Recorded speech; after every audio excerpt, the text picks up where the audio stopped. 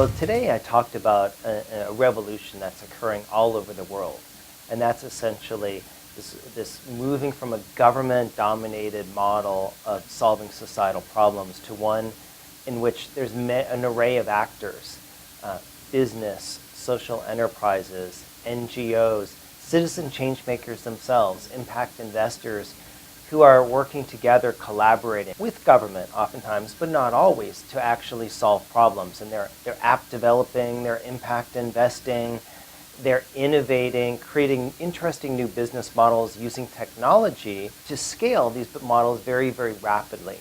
And we're seeing this in everything from transportation, where you see ride sharing and electronic parking management, to the fight against human trafficking, where there's a lot of organizations now that are using technology means, and they're creating codes of conduct for businesses and others to try to eradicate human trafficking from their supply chains.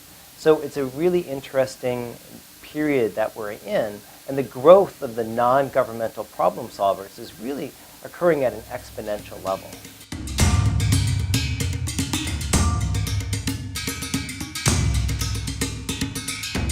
A lot of business school students now around the world, with the millennial generation, they have a real passion for social change, and they also have a passion for business. And they always ask, can you combine the two? Can I actually work at a for-profit company in a way, but also pursue my passion for social change? 15 years ago, there wasn't a lot of opportunities to do so. But today, it's really amazing. Even while you're in business school alone, there's competitions now. There's something called the Holt Challenge, $1 million competition each year to try to solve a social problem. That's a pretty big chunk of change for business school students to make. And there's other similar competitions like that.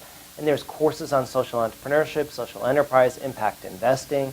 And then once business school students get out, they can do a startup, a social enterprise, or they can start up where we're seeing this involved in where there's looking at a problem as a market opportunity. Some of the examples I talked about with food waste today, where there's niche markets because it costs businesses millions of dollars in all the food that's wasted. It's also terrible for society. That can be a market opportunity.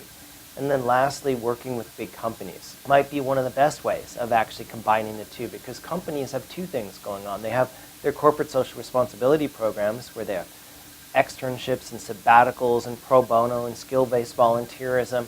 You can combine that. But then a lot of companies are also moving towards shared value, where they're trying to focus at the very core of their company on solving problems like clean water and poverty.